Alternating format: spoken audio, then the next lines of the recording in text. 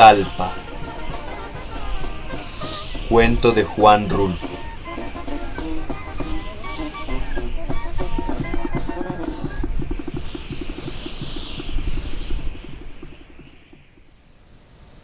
Natalia se metió entre los brazos de su madre y lloró largamente allí con un llanto quedito. Era un llanto aguantado por muchos días, guardado hasta que regresamos a Cenzontla y vio a su madre y comenzó a sentirse con ganas de consuelo. Sin embargo, antes, entre los trabajos de tantos días difíciles, cuando tuvimos que enterrar a Tanilo en un pozo de la tierra de Talpa, sin que nadie nos ayudara, cuando ella y yo, los dos solos, juntamos nuestras fuerzas y nos pusimos a escarbar la sepultura, desenterrando los terrones con nuestras manos, dándonos prisa para esconder pronto a Tanilo dentro del pozo y que no siguiera espantando ya a nadie con el olor de su aire lleno de muerte. Entonces no lloró. Ni después, al regreso, cuando nos vinimos caminando de noche sin conocer el sosiego, andando a tientas como dormidos y pisando con pasos que parecieran golpes sobre la sepultura de Tanilo. En ese entonces, Natalia parecía estar endurecida y traer el corazón apretado para no sentirlo bullir dentro de ella. Pero de sus ojos no salió ninguna lágrima. Vino a llorar hasta aquí, arrimada a su madre, solo para acongojarla y que supiera que sufría, acongojándonos de paso a todos, porque yo también sentí ese llanto de ella dentro de mí, como si estuviera exprimiendo el trapo de nuestros pecados. Porque la cosa es que a Tanilo Santos entre Natalia y yo lo matamos. Lo llevamos a Talpa para que se muriera. Y se murió. Sabíamos que no aguantaría tanto camino, pero así y todo, lo llevamos empujándolo entre los dos, pensando acabar con él para siempre. Eso hicimos. La idea de ir a Talpa salió de mi hermano Tanilo. A él se le ocurrió primero que nadie. Desde hacía años que estaba pidiendo que lo llevaran, desde hacía años, desde aquel día en que amaneció con unas ampollas moradas repartidas en los brazos y en las piernas. Cuando después las ampollas se le convirtieron en llagas por donde no salía nada de sangre y hacía una cosa amarilla como goma de copal que destilaba agua espesa. Desde entonces me acuerdo muy bien que nos dijo cuánto miedo tenía de no tener ya remedio. Por eso quería ir a ver a la Virgen de Talpa, para que ella con su mirada le curara sus llagas, aunque sabía que Talpa estaba lejos y que tendríamos que caminar mucho debajo del sol de los días y del frío de las noches de marzo. Así y todo quería ir. La Virgencita le daría el remedio para aliviarse de aquellas cosas que nunca se secaban. Ella sabía hacer eso, lavar las cosas, ponerlo todo de nueva cuenta como un campo recién llovido. Ya allí, frente a ella, se acabarían sus males. Nada le dolería ni le volvería a doler más. Eso pensaba él. Y de eso nos agarramos Natalia y yo para llevarlo. Yo tenía que acompañar a Tanilo porque era mi hermano. Natalia tendría que ir también, de todos modos, porque era su mujer. Tenía que ayudarlo llevándolo del brazo, sopesándolo a la ida y tal vez a la vuelta sobre sus hombros, mientras él arrastrara su esperanza. Yo ya sabía desde antes lo que había dentro de Natalia. Conocía algo de ella. Sabía, por ejemplo, que sus piernas redondas, duras y calientes como piedras al sol del mediodía, estaban solas desde hacía tiempo. Ya conocía yo eso. Habíamos estado juntos muchas veces, pero siempre la sombra de Tanilo nos separaba. Sentíamos que sus manos ampolladas se metían entre nosotros y se llevaban a Natalia para que lo siguiera cuidando. Y así sería siempre mientras él estuviera vivo. Yo sé ahora que Natalia está arrepentida de lo que pasó. Y yo también lo estoy. Pero eso no nos salvará del remordimiento ni nos dará ninguna paz ya nunca. No podrá tranquilizarnos saber que Tanilo se hubiera muerto de todos modos porque ya le tocaba. Y que de nada había servido ir a Talpa, tan allá, tan lejos? Pues casi es seguro que se hubiera muerto igual allá de que aquí. O quizá tantito después aquí que allá, porque todo lo que se mortificó por el camino y la sangre que perdió de más, y el coraje y todo, todas esas cosas juntas son las que lo mataron más pronto.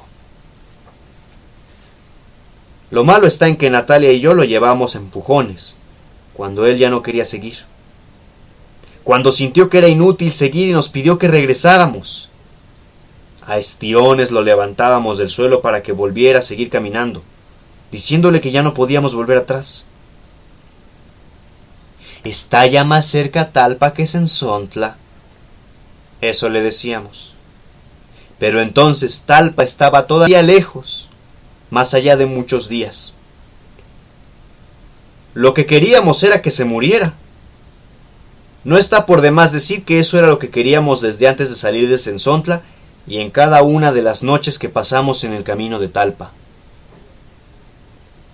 Es algo que no podemos entender ahora, pero entonces era lo que queríamos.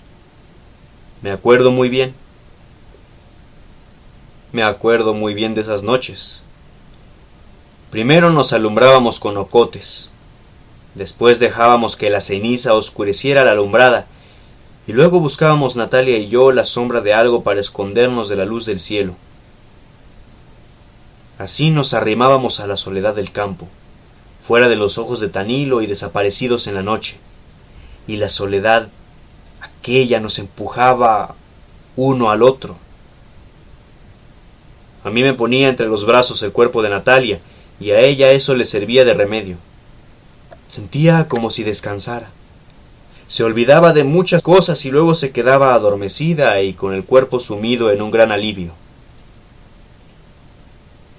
Siempre sucedía que la tierra sobre la que dormíamos estaba caliente, y la carne de Natalia, la esposa de mi hermano Tanilo, se calentaba enseguida con el calor de la tierra. Luego aquellos dos calores juntos quemaban y lo hacían a uno despertar de su sueño. Entonces mis manos iban detrás de ella. Iban y venía por encima de ese como rescoldo que era ella. Primero suavemente, pero después la apretaban como si quisieran exprimirle la sangre. Así una vez y otra vez, noche tras noche, hasta que llegaba la madrugada y el viento frío apagaba la lumbre de nuestros cuerpos. Eso hacíamos Natalia y yo a un lado del camino de Talpa, cuando llevamos a Tanilo para que la Virgen lo aliviara. Ahora todo ha pasado. Tanilo se alivió hasta de vivir. Ya no podrá decir nada del trabajo tan grande que le costaba vivir, teniendo aquel cuerpo como emponzoñado, lleno por dentro de agua podrida que le salía por cada rajadura de sus piernas o de sus brazos. Unas llagas así de grandes, que se abrían despacito, muy despacito, para luego dejar salir a borbotones un aire como de cosa echada a perder que a todos nos tenía asustados. Pero ahora que está muerto la cosa se ve de otro modo. Ahora Natalia llora por él, tal vez para que él vea, desde donde está, todo el gran remordimiento que lleva encima de su alma. Ella dice que ha sentido la cara de Tanilo estos últimos días. Era lo único que servía de él para ella, la cara de Tanilo, humedecida siempre por el sudor en que lo dejaba el esfuerzo para aguantar sus dolores. La sintió acercándose hasta su boca, escondiéndose entre sus cabellos, pidiéndole, con una voz apenitas, que lo ayudara. Dice que le dijo que ya se había curado por fin, que ya no le molestaba ningún dolor. Ya puedo estar contigo, Natalia. Ayúdame a estar contigo. Dizque eso le dijo. Acabábamos de salir de Talpa, de dejarlo allí enterrado bien hondo en aquel como surco profundo que hicimos para sepultarlo. Y Natalia se olvidó de mí desde entonces. Yo sé cómo le brillaban antes los ojos, como si fueran charcos alumbrados por la luna. pero de pronto se destiñeron. Se le borró la mirada como si lo hubieran revolcado en la tierra, y pareció no ver ya nada. Todo lo que existía para ella era el Tanilo de ella, que ella había cuidado mientras estuvo vivo y lo había enterrado cuando tuvo que morirse.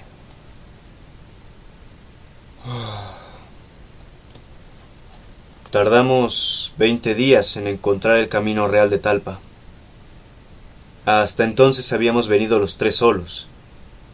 Desde allí comenzamos a juntarnos con gente que salía de todas partes, que había desembocado como nosotros en aquel camino ancho parecido a la corriente de un río, que nos hacía andar a rastras, empujados por todos lados como si nos llevaran amarrados con hebras de polvo. Porque de la tierra se levantaba, con el bullir de la gente, un polvo blanco como tamo de maíz que subía muy alto y volvía a caer. Pero los pies al caminar lo devolvían y lo hacían subir de nuevo, y así a todas horas estaba aquel polvo por encima y debajo de nosotros. Y arriba de esta tierra estaba el cielo vacío, sin nubes, solo el polvo. Pero el polvo no da ninguna sombra. Teníamos que esperar a la noche para descansar del sol y de aquella luz blanca del camino. Luego los días fueron haciéndose más largos. Habíamos salido de Sensontla a mediados de febrero, y ahora que comenzaba marzo amanecía muy pronto. Apenas si cerrábamos los ojos al oscurecer, cuando nos volvía a despertar el sol, el mismo sol que parecía acabarse de poner hacía un rato. Nunca había sentido que fuera más lenta y violenta la vida como caminar entre un amontonadero de gente, igual que si fuéramos un hervidero de gusanos apelotonados bajo el sol, retorciéndose entre la cerrazón del polvo que nos encerraba a todos en la misma vereda y nos llevaba como acorralados. Los ojos seguían la polvareda, daban en el polvo como si tropezaran contra algo que no se podía traspasar, y el cielo siempre gris, como una mancha gris y pesada que nos aplastaba a todos desde arriba. Solo a veces, cuando cruzábamos algún río, el polvo era más alto y más claro. Zambullíamos la cabeza calenturada y renegrida en el agua verde, y por un momento de todos nosotros salía un humo azul, parecido al vapor que sale de la boca con el frío. Pero poquito después desaparecíamos otra vez entreverados en el polvo, cobijándonos unos a otros del sol, de aquel calor del sol repartido entre todos. Algún día llegará la noche, en eso pensábamos. Llegará la noche y nos pondremos a descansar. Ahora se trata de cruzar el día, de atravesarlo como sea para correr del calor y del sol. Después nos detendremos, después. Lo que tenemos que hacer por lo pronto es esfuerzo tras esfuerzo, ir deprisa detrás de tantos como nosotros y delante de muchos otros. De eso se trata. Ya descansaremos bien a bien cuando estemos muertos. En eso pensábamos Natalia y yo, y quizá también Tanilo, cuando íbamos por el camino real de Talpa, entre la procesión, queriendo llegar los primeros hasta la Virgen, antes de que se le acabaran los milagros. Pero Tanilo comenzó a ponerse más malo. Llegó un rato en que ya no quería seguir. La carne de sus pies se había reventado y por la reventación aquella empezó a salírsele la sangre. Lo cuidamos hasta que se puso bueno, pero así y todo ya no quería seguir. Me quedaré aquí sentado un día o dos y luego me volveré a Sensontla. Eso nos dijo. Pero Natalia y yo no quisimos. Había algo dentro de nosotros que no nos dejaba sentir ninguna lástima por ningún Tanilo. Queríamos llegar con él a Talpa, porque a esas alturas, así como estaba, todavía le sobraba vida. Por eso, mientras Natalia le enjuagaba los pies con aguardiente para que se le deshinchara, le daba ánimos. Le decía que sólo la Virgen de Talpa lo curaría. Ella era la única que podía hacer que a él se le aliviara para siempre. Ella nada más. Había otras muchas vírgenes, pero sólo la de Talpa era la buena. Eso le decía Natalia. Y entonces Tanilo se ponía a llorar con lágrimas que hacían surco entre el sudor de su cara, y después se maldecía por haber sido malo. Natalia le limpiaba los chorretones de lágrimas con su rebozo, y entre ella y yo lo levantábamos del suelo para que caminara otro rato más, antes que llegara la noche. Así, a tirones, fue como llegamos con él a Talpa. Ya en los últimos días también nosotros nos sentíamos cansados. Natalia y yo sentíamos que se nos iba doblando el cuerpo entre más y más. Era como si algo nos detuviera y cargara un pesado bulto sobre nosotros. Tanilo se nos caía más seguido y teníamos que levantarlo y a veces llevarlo sobre los hombros.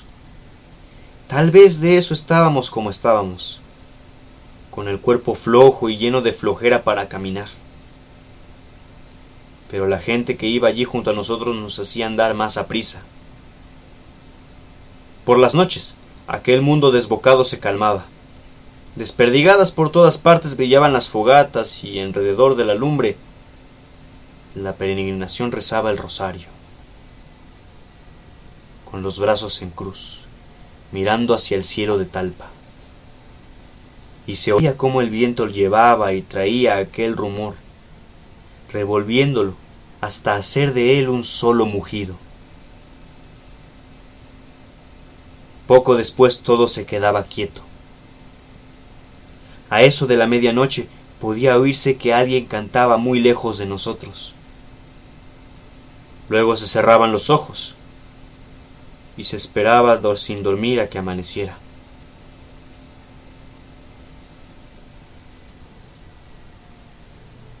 Entramos a Talpa cantando el alabado. Habíamos salido a mediados de febrero y llegamos a Talpa en los últimos días de marzo, cuando ya mucha gente venía de regreso. Todo se debió a que Tanilo se puso a hacer penitencia. En cuanto se vio rodeado de hombres que llevaban pencas de nopal colgadas como escapulario, él también pensó en llevar las suyas. Dio en amarrarse los pies uno con otro con las mangas de su camisa para que sus pasos se hicieran más desesperados. Después quiso llevar una corona de espinas. Tantito después se vendó los ojos y más tarde, en los últimos trechos del camino, se hincó en la tierra. Y así, andando sobre los huesos de sus rodillas y con las manos cruzadas hacia atrás, llegó a Talpa aquella cosa que era mi hermano Tanilo Santos. Aquella cosa tan llena de cataplasmas y de hilos oscuros de sangre que dejaba en el aire, al pasar, un olor agrio como de animal muerto. Y cuando menos acordamos, lo vimos metido entre las danzas. Apenas si nos dimos cuenta y ya estaba allí, con la larga sonaja en la mano, dando duros golpes en el suelo con sus pies amoratados y descalzos. Parecía todo enfurecido, como si estuviera sacudiendo el coraje que llevaba encima desde hacía tiempo, o como si estuviera haciendo un último esfuerzo por conseguir vivir un poco más.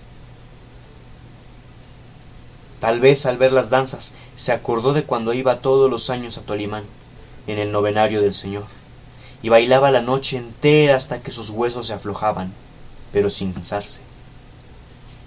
Tal vez de eso se acordó y quiso revivir su antigua fuerza. Natalia y yo lo vimos así por un momento. Enseguida lo vimos alzar los brazos y azotar su cuerpo contra el suelo, todavía con la sonaja repicando entre sus manos salpicadas de sangre. Lo sacamos a rastras, esperando defenderlo de los pisotones de los danzantes, de entre la furia de aquellos pies que rodaban sobre las piedras y brincaban aplastando la tierra sin saber que algo se había caído en medio de ellos. A horcajadas, como si estuviera tullido, entramos con él en la iglesia. Natalia lo arrodilló junto a ella, enfrentito de aquella figurita dorada que era la Virgen de Talpa. Y Tanilo comenzó a rezar y dejó que se le cayera una lágrima grande, salida de muy adentro, apagándole la vela que Natalia le había puesto entre sus manos. Pero no se dio cuenta de esto. La luminaria de tantas velas prendidas que allí había le cortó esa cosa con la que uno se sabe dar cuenta de lo que pasa junto a uno. Siguió rezando con su vela apagada, rezando a gritos para oír que rezaba. Pero no le valió. Se murió de todos modos. Desde nuestros corazones sale para ella una súplica igual, envuelta en el dolor. Muchas lamentaciones revueltas con esperanza. No se ensordece su ternura ni ante los lamentos ni las lágrimas, pues ella sufre con nosotros. Ella sabe borrar esa mancha y dejar que el corazón se haga blandito y puro para recibir su misericordia y su caridad. La Virgen nuestra, nuestra Madre, que no quiere saber nada de nuestros pecados, que se echa la culpa de nuestros pecados, la que quisiera llevarnos en sus brazos para que no nos lastime la vida, está aquí junto a nosotros, aliviándonos el cansancio y las enfermedades del alma y de nuestro cuerpo aguatado, herido y suplicante. Ella sabe que cada día nuestra fe es mejor porque está hecha de sacrificios. Eso decía el señor cura desde allá arriba del púlpito.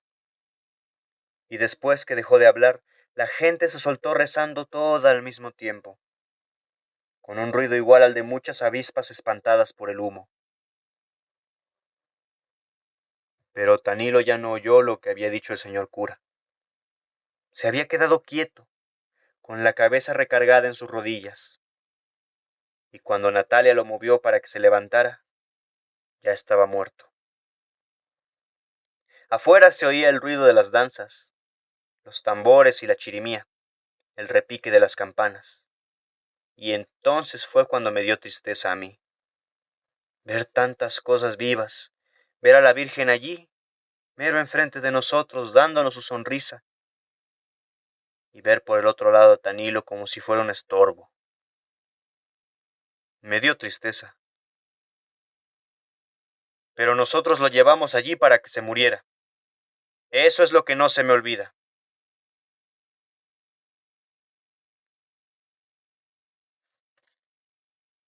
Ahora estamos los dos en Sensontla. Hemos vuelto sin él y la madre de Natalia no me ha preguntado nada. Ni qué hice con mi hermano Tanilo, ni nada. Natalia se ha puesto a llorar sobre sus hombros y le ha contado de esa manera todo lo que pasó. Y yo comienzo a sentir como si no hubiéramos llegado a ninguna parte, que estamos aquí de paso, para descansar y que luego seguiremos caminando. No sé para dónde, pero tendremos que seguir, porque aquí estamos muy cerca del remordimiento y del recuerdo de Tanilo. Quizás hasta entonces empecemos a tenernos miedo uno al otro. Esa cosa de no decirnos nada desde que salimos de Talpa, tal vez quiera decir eso. Tal vez los dos tenemos muy cerca el cuerpo de Tanilo, tendido en el petate enrollado, lleno por dentro y por fuera de un hervidero de moscas azules que zumbaban como si fuera un gran ronquido que saliera por la boca de él. De aquella boca que no pudo cerrarse a pesar de los esfuerzos de Natalia y míos, y que parecía querer respirar todavía sin encontrar resuello. De aquel Tanilo a quien ya nada le dolía, pero que estaba como adolorido, con las manos y los pies engarruñados y los ojos muy abiertos como mirando su propia muerte. Por aquí y por allá todas sus llagas goteando un agua amarilla, llena de aquel dolor que se derramaba por todos lados y se sentía en la boca, como si se estuviera saboreando una miel espesa y amarga, que se derretía en la sangre de uno a cada bocanada de aire.